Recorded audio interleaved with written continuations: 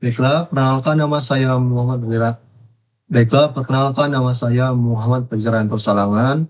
Saya dari kelas 5 TI 1 dengan NIM 230240009. Baiklah, di sini saya akan membahas tugas yang telah diberikan dari modul yang kelima, yaitu mengenai pencarian jalan yang terbaik menggunakan 3 metode yang telah kita pelajari.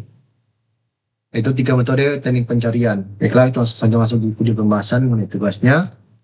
Ini adalah contoh soalnya. Posisi awal kita itu dari Jakarta dan tujuan kita itu ke Kediri. Sini metode yang pertama itu kita gunakan first search DPS, atau juga bisa disingkat sebagai DFS.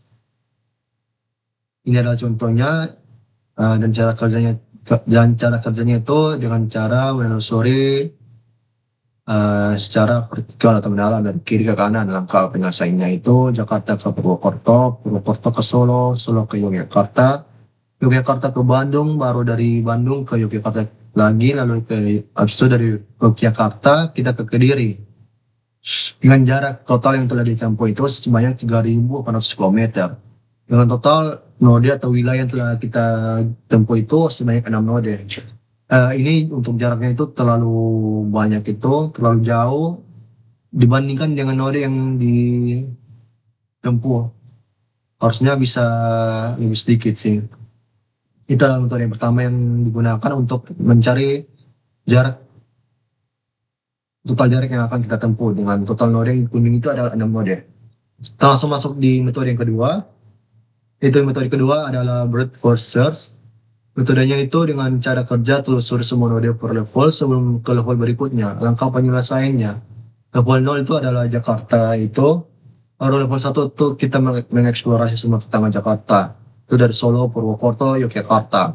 Lalu yang kedua itu eksplorasi semua node level 1. Dari Solo ke Yogyakarta Tengah, yang ini. Baru dari Purwokerto ke Semarang, baru dari Purwokerto ke Surabaya, baru dari Yogyakarta ke Bandung, baru dari Yogyakarta juga ke Kediri. Tujuan utama kita boleh ditemukan. Hasil dari metode yang digunakan, total jarak yang ditempuh itu sebanyak 3.400 km. Dengan total node yang dilewati itu hanya sebanyak 4 node. Ini meskipun jaraknya lebih kecil, tetapi node yang ditempuh itu lebih banyak. Kenapa lebih banyak tidak juga bagus? Dikarenakan buffer atau memori yang akan kita gunakan untuk komputasi itu lebih besar. Dibandingkan dengan metode yang pertama, node yang ditempuh itu hanya sedikit, tetapi jaraknya itu yang lumayan banyak. Jadi keduanya itu berbanding terbalik. Metode kedua node yang terlalu banyak, metode pertama jaraknya yang terlalu banyak. Baiklah, kita langsung masuk saja ke metode yang ketiga atau yang terakhir. Itu metode Bus for Search. Cara kerjanya itu menggunakan metode heuristik atau pengetahuan untuk memilih jalur yang terbaik. Langkah penyelesaiannya itu kita memiliki tiga jalur yang akan kita evaluasi mana yang paling efisien. Yang paling efisien itu jalur yang ketiga atau jalur C. Yang hanya node yang digunakan itu Jakarta, Yogyakarta, dan Kediri. Dengan total jarak tempuh itu 3.400 km. Itu adalah terpendek sama dengan metode yang kedua. Dan juga jalurnya itu yang paling optimal dikarenakan hanya memakan 3 node saja.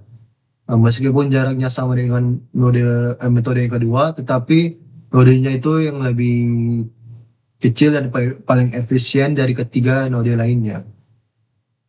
Jika itu langsung saja di perbandingan dari ketiga metode tersebut, sudah yang bisa kalian lihat dari ketiga metode yang telah kita bandingkan, yang paling tidak efisien itu adalah metode yang pertama. Kenapa? Meskipun node yang kita dapat itu hanya 5, tapi jarak yang harus kita tempuh itu sebanyak 3.800 km. Lalu kenapa tidak bisa lebih baik daripada yang metode kedua?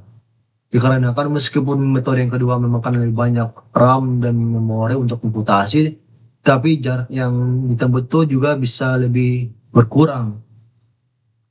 baru yang metode ketiga itu yang lebih lebih baik dari kedua metode lainnya. Kenapa? Karena node yang dikunjungi itu hanya tiga dan bisa mendapatkan jarak yang sama pendeknya dengan metode yang kedua, yaitu 3.400 km. Jadi bisa disimpulkan bahwa metode yang ketiga itu adalah metode yang paling bagus dibandingkan tiga metode lainnya. Inilah kesimpulannya. Metode yang pertama itu menggunakan mengikuti prinsip live less in first, last in first out. Berarti maksudnya itu yang terakhir masuk, yang pertama keluar. Dalam eksplorasi node akan terus mengali jalur sampai menemukan solusi atau mencapai dead end. Kelebihannya relatif cepat menemukan solusi. Hemat memori karena tidak perlu menyimpan banyak node sekaligus. Ini cocok untuk masalah dengan solusi yang sangat mendalam. Kekurangannya itu tidak bisa menjamin hasil optimal atau yang terpendek. Bisa terjebak di jalur yang panjang. Hasilnya itu 3.400 km. Kesimpulannya, metode ini efektif untuk pencarian yang cepat, tetapi kurang cocok jika tujuan utama adalah menemukan jalur yang terpendek.